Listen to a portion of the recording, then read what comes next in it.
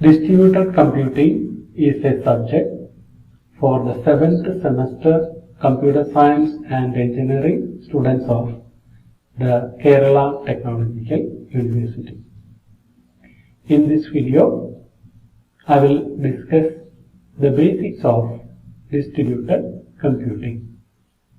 The subject code is CS407.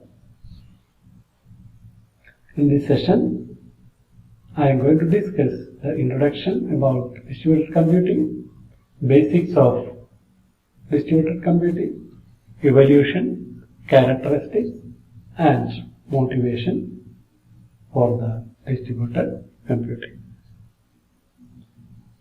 Let us see the definition for a distributed system.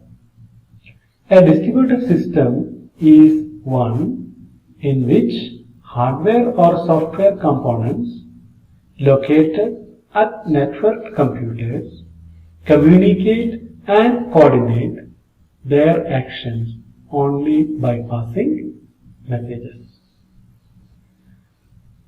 From the definition, it is clear that a distributed system, as the name implies, is not a single system.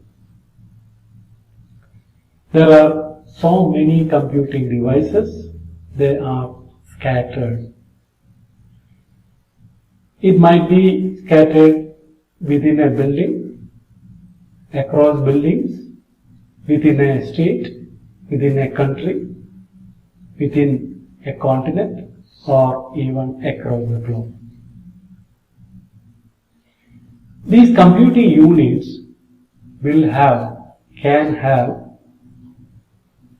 different hardware platforms. It is not necessary that the coordinating computing units should have the same hardware infrastructure. They can also have different operating system working on. So what the distribution system will do is, it will distribute a common task, a common big task to different computing units. A big task is divided into small subtasks, and each of these subtasks are given to different computing units that are connected by LAN or WAN. LAN means local area network, WAN means wide area network. They communicate by passing messages. What communication they have to do? Assigning work, checking whether the computer is free or not, intermediate result, input to the computation, and finally gather the result after computation by each computing unit. And a big task is done collectively by so many computing units that are scattered at different locations. There is no restriction by means of a common hardware platform is required, or a similar operating system is required. There is no such restriction. So that is the beauty of distributed systems. For example, in the World Wide Web, the user browses a web page using the web browser by giving a URL. When the URL is typed and enter is pressed, what happens is, the computer, it doesn't know the name. The information is located, the files or the web pages that you are looking for is located at different computers in a remote location. First of all, the domain name that you have given need to be converted into an IP address. An IP address is a 32-bit number, an address. So using that, the further search operation is done. So the first thing the computer has to do is, the computer means not just your computer, the computing system altogether. What it has to do is, it has to find out the corresponding IP address of the domain name that you have given. So this information is located hierarchically at different domain name servers. So when you give the domain name, so it is the mapping or the IP address of the corresponding domain name is searched hierarchically from bottom to top. So until it gets the mapping, it keeps on searching at the hierarchical level. Finally, it will locate the corresponding IP address for the domain name that you have typed. Once that is done, the next thing is the system, the IP address has to be found out with this IP. The system with this IP address has to be found out.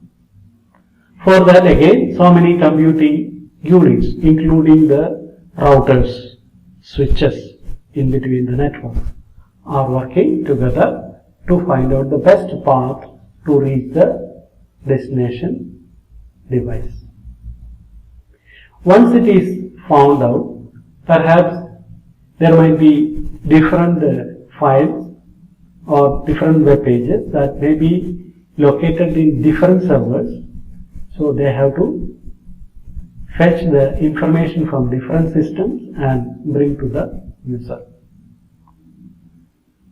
Ultimately, so many systems are working together to achieve a common goal or to achieve a common task. In the World Wide Web, so many searches are happening. There are so many web pages that are stored in different web servers. There are files stored in file system, different file system. All these informations are fetched by the help of many computing devices in between, not just the computer used by the user. And these computing devices are working probably with a different operating system. It is not necessary that they all should have the same operating system. It is not necessary that all these computing devices should have the same hardware platform. There may be different configuration, different manufacturers. So ultimately they all work together to achieve a common task. So the basics of distributed computing is the work is distributed across different computing units. They coordinate, they work out the problem, they synchronize, they find the solution and collect everything together for further processing by means of message passing. Each computing unit will have their own memory. In the distributed system, there is no sharing of memory. That is another important thing. Each computing unit works with their local memory and the information is shared between different computing units by means of sending messages through the communicating network. And because of this, it is called loosely coupled system. Loosely coupled means there is no common memory to work with. Though they work on a single task, This single task is divided into sub tasks, and ultimately they are working out a solution for a single task by different units.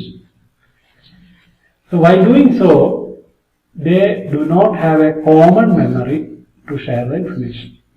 The sharing of information is done only by passing messages.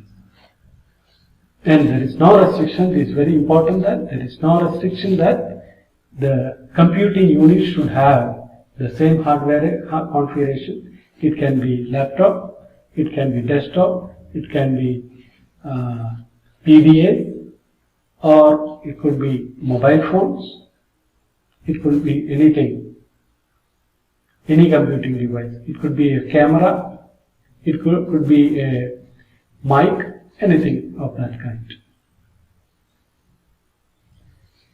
So, in a distributed computing, this software, this particular distributed computing software enables computers to coordinate their activities and to share the resources of the system hardware, software and data. System hardware means the processor, memory, processor for computation, memory for storing data, and there is networking, that is also a hardware for sending messages. Software applications, they share the software application, for example, World Wide Web, and data. Data means files, or it could be web pages, similar to things like that. In essence, a distributed system is a software system through which a collection of independent computers appears to its users as a single coherent system. Though a distributed computing is happening by giving a message, by giving an input, by giving a search for a web page, the user's point of view, he sees only his computer and it is happening just there. He feels like that. But actually the computation, the work is done by a collection of network computers. In other words, a distributed system consists of a collection of autonomous computers linked by a computer network and equipped with distributed system software. So, you should have the hardware and operating system. Over and top of operating system, there is a distributed system that actually coordinates among different operating system and the applications above the distributed software system. So, the distributed system is on top of the operating system but below the application. So, the application through this distributed software system coordinate the with the other computing devices across the globe.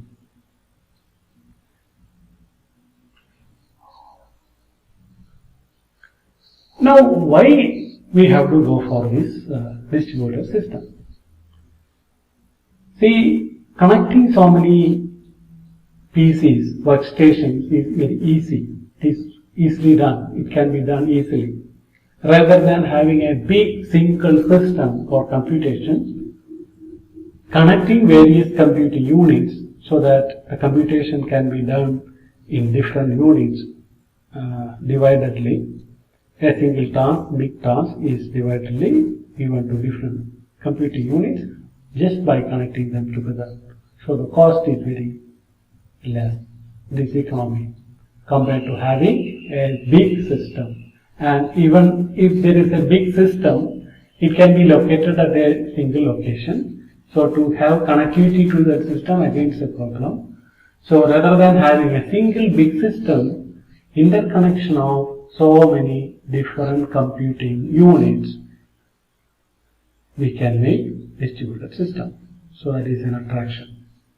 Another thing is now the communication technology is advancing very greatly, and it is keep on going and continuously it is happening. So that is another advantage for distributed system. And a single work, a big task, it is very difficult for a single system to handle, because so much of work is done by the single system means it needs a lot of processing power, cost is very, very high. Whereas if you collect so many systems together, small systems together and connect them by network, it is easy for us to make a distributed system. Again, computers that are connected by a network may be spatially separated by any distance. They may be on separate continents, in the same building or in the same floor. There is no restriction at all. So wherever, if you search for a content, for a file, if it is nearby, you will get it from that location. If it is far away, no problem. Your distributed system will help you to bring the system from that far away distance. Doesn't matter, it is located in a different continent. So that is the beauty of distributed system. Now, for a particular processor, its own resources are local, whereas the other processors and their resources are remote. So, as we saw, distributed system will have number of computers, computing units, and the hard disk for a system, its own system, is a local resource. Hard disk of another computer is a remote resource. So they work together. They communicate for achieving a common task. Together, a processor and its resources are usually referred to as a node. So, a node means a processor, memory, and hard disk. The memory means random access memory, hard disk, all maybe printers will be there. All these together is called a node or a site or a machine of the distributed computer system. So therefore, a distributed computer system is a collection of nodes. Node is having its own memory, its own processing unit, its own local resources. So it's a collection. Distributed system is a collection of nodes. They are connected, interconnected by computer networks or the communication networks. In summary, a distributed computing system is basically a collection of processors interconnected by a communication network in which each processor has its own local memory and other peripherals. And the communication between any two processors of the system takes place by message passing over the communication network. Each processing unit, each computation unit is having its own local memory. And there is no common memory for each of these computing units to share. Then the system, the model is different. Since each of the processing unit is working with its local memory, and there is no common platform to share the memory. There is no common memory for each computers. This is called loosely coupled. and the computation, the information about the computation, the workload is shared, work is done, message is passed by means of communication network by passing signals, passing messages.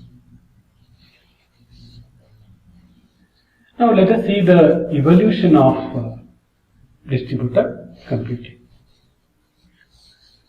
The milestone is the time sharing system. When the time sharing system came into picture, time sharing means a processing unit can be shared by multiple users or by multiple programs.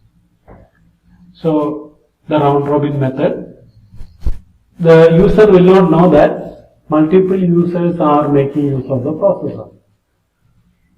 The user feels that his own work is done by the processor. In effect, while using the time sharing system, if it is a multi-user system, multiple programs or the multiple users program is handled by the single system by using the time sharing method, usually the round robin. So a equal share of time is given to different processes, computations, so that each of them will feel that their work is done by the system. In fact, the processor is taking care of all the work given by different users. So that is the start of the time sharing system. When the time sharing system came into picture, the sharing of resources, sharing of computation, that particular concept came into picture. Because of it provided the two important concepts used in the distributed computing system, the time sharing. What are they? The time sharing of computer resources simultaneously by many users. Many users' job is shared or taken care by computer resources, processor or memory. Normally the processing unit will work very fast. So by the time of the user giving its input, whenever the processor free, the other user's job can be done. By the time the first user gives the input, then his work can be taken care of. So like that, the different users' works are done simultaneously using the time sharing round robin method. The next thing is, the next component that helped bringing out distributed computing is the accessing of computers from a place different from the main computer rooms. So normally, earlier without time sharing, each user has to go to the computer, the terminal will be there, directly the instruction has to be given. Whereas in the case of time sharing, the computation, the input can be given from different places other than where the main computer is located. If so many terminals are there, it can be kept in different rooms, and these terminals can be connected to the main system computer so that the work can be done. So these two are the first thing happened in the distributed system. When the time sharing started, when different people could connect to a single system from different locations, the evolution of distributed system started. That is the starting point. The first kind of time sharing system was using the dump terminals. Dump terminals means non-operating system, there is no hard disk, so it will directly connect to the main computer from different locations. Initially, the terminals of a time-sharing system were dump. Dump terminals means there is no computation at local. All the commands were given to the main system. There is no processing at the terminal or the user end. And all processing was done by the main computer system. There is no process by the local user terminals. That was the first time-sharing distributed system. The second was time-sharing system using intelligent terminals. So, intelligent terminals means most of the processing of the user's job could be done at the user's own computer. Now the terminal is capable of doing some computation, and most of the computations by the user can be done by the system. However, in some cases, certain cases, the computation may become heavy or it could be distributed. So in that case, allowing the main computer to be simultaneously shared by a larger number of users. So if the user's computer is not enough to meet the computation by its own, an additional support by the main computer, and again it is simultaneously shared by a large number of users. The service of that main system can be utilized. So the shared resources such as files, databases and software libraries were placed on the main computer. So after computation by the local system, the files, databases, libraries of the software were placed in the central location main computer. So whenever required, all these information can be shared within a group of computers that are connected to the main system. That was the second model of distributed system. This is called time-sharing system using intelligent terminals. To summarize, most of the work can be done by, there is a central system called main system, and a number of nodes are connected to the central system.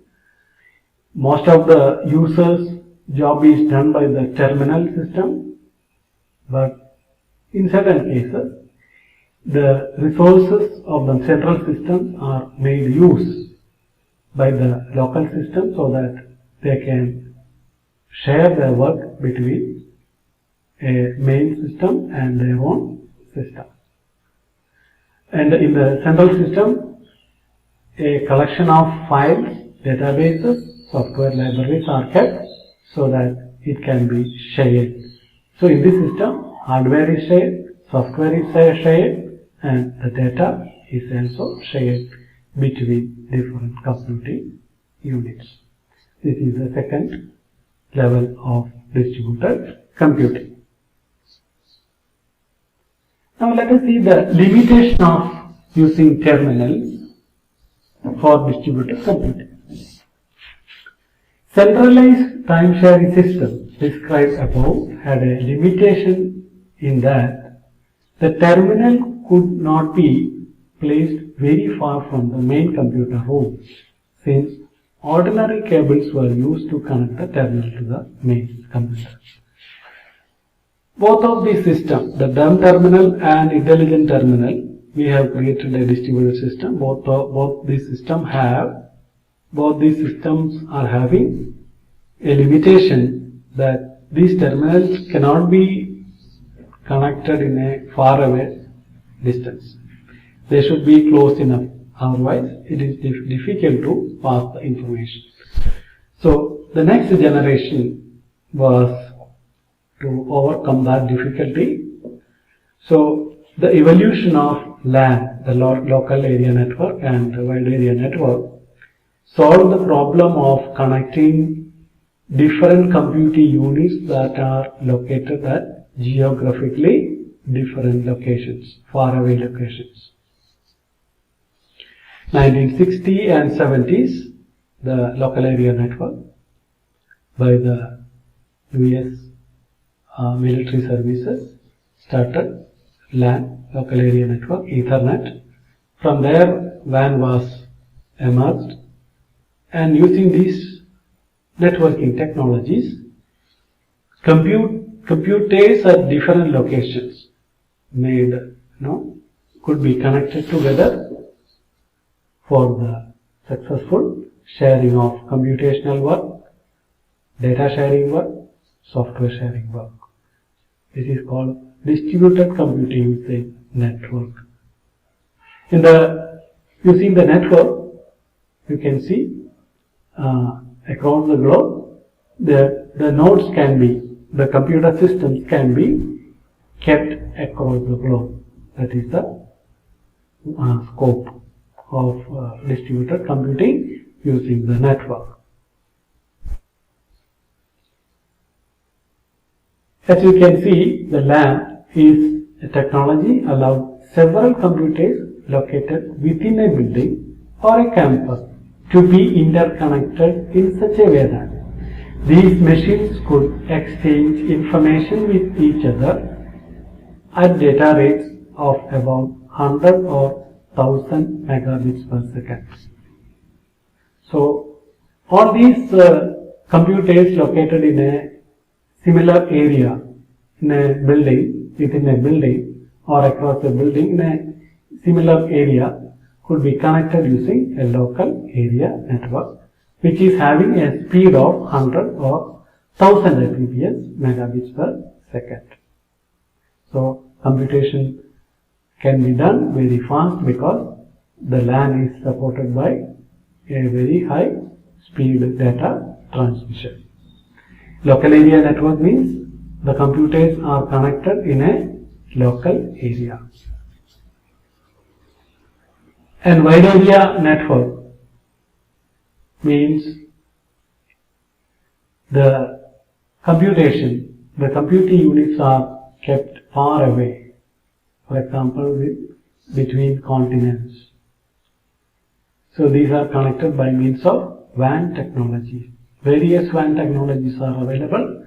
So they coordinate, they achieve a common task, an application task, maybe an ERP, maybe a web browsing, maybe a video conferencing, whatever of that kind. By means of the computations are done by different computing units, and the coordination of the work is done by sending messages across continents by using computer network. That is WAN. This is again a cross section of distributed computing in today's world.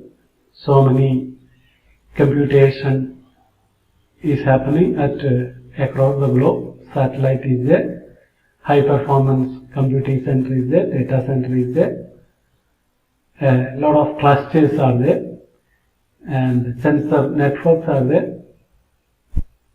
All these are connected together: business, e-science, e-commerce, consumers. So many things are there connected together by means of the internet, and they work together to achieve a common task. For example, video conferencing. Another application is web browser. Another application is Skype.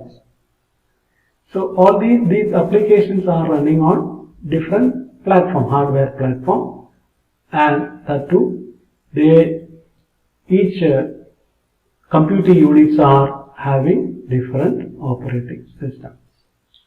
This is the current scenario of distributed computing system. Now let us see the characteristics of distributed computing system. Concurrent components, concurrency of components, lack of global clock, and independent failure of components. These are the three major characteristics. Let us see one by one. What is concurrency of components? In network of computers, computers are connected by network. Concurrent program execution is the standard. Concurrently means programs are executed concurrently at the same time. It's the standard. Okay. I can do my work on my computer while you do your work on your computer. But sharing resources such as web pages or files whenever necessary. That is a beauty. So each computation, some individual computations are happening within the local system. Whenever it is necessary, a lot of sharing is happening. The sharing could be resources like hardware, processor for computation, memory for storage. Not just the local memory is used for storage, remote memory also used, remote processing unit also used. Apart from that, sharing of files, sharing of web pages, sharing of data is happening. So concurrency of components. Concurrently the programs are executed is a standard. The coordination of concurrently executing programs that share resources is an important feature. So the important feature of distributed computer is coordination of concurrently executing programs. These programs need to be coordinated, and the sharing of resources also need to be coordinated. Otherwise, if the coordination is not there, no common goal is achieved. It is not possible to achieve a common goal by making use of different computing units. The coordination is important, and coordination of execution of the program and also coordination of sharing of resources is also required, and this is an important feature of distributed computing. Another important factor is no global clock. There is no single clock. If you use a single system, the complete governing of the system, complete control of the system by the system clock in the local system. Whereas in the distributed system, there is no single clock. There is no such idea called a single clock, whereas close coordination often depends on a shared idea of the time at which the program's action occurs. So this coordination happens only between the shared idea of the time at which the program action occurs. It is not by using a single clock. This is a direct consequence of the fact that the only communication is by sending messages through a network. So the only way to communicate, to synchronize, is by means of sending messages through the network. The third important characteristic is independent failure of components. The failure of a computer or the unexpected termination of a program somewhere in the system, a crash, is not immediately made known to the other components with which it communicates. That is another feature. So the failure is partially, the complete system down, complete breakdown is not happening. Even if a system fails, maybe a local area is affected or a particular area of a distributed system is affected, not the entire system. That is another feature. That is another very important quality of the system, distributed system, because even if a single system is failed, it is not going to affect the entire scenario. Each component of the system can fail independently, leaving the other still running. So each component has the freedom to fail without affecting any other processing or the work. Perhaps if one system fails, the work will be distributed among other systems, that's all. The single task, the computation of single task will be going on. That is the independent failure of components is another important feature. Now let us see the motivation of distributed computing. The prime motivation for constructing and using distributed system stems from the desire to share resources. So the prime idea is, the motivation is, share the resource. In most of the cases, the processing unit is idle. A user do some work and the processor does that. Immediately it will become this very fast unit, so it will become idle. Most of the time it is, the processing, the time of the processor is wasted. So by connecting so many systems together, it is possible to make use of this computing time by other users. And this user, if the computation requirement is more and the local processor is not enough to take care of the at a particular time, or it takes long time, the workload can be shared with the remote system.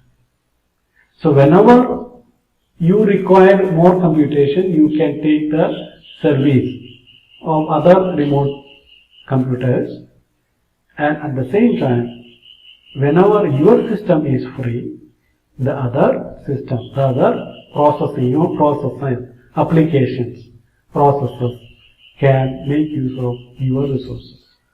So the prime motivation is the desire to share resources.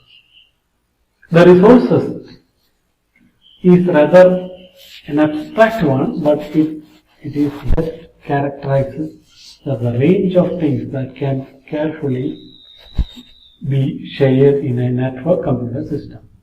The software, the resource could be hardware, software, application software, maybe files, database, could be anything.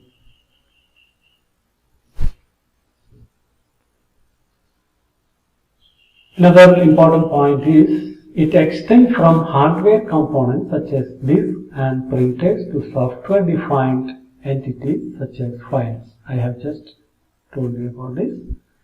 Databases and data of objects of all kinds. It includes the stream of video frames that emerges from a digital video camera and the audio connection that a mobile phone call represents. So the sharing of resources means that also include streaming of video frames that emerges from a digital video camera or an audio connection that a mobile phone call represents. These all can be the resources, or these can be shared. That is what is happening in the video conferencing system.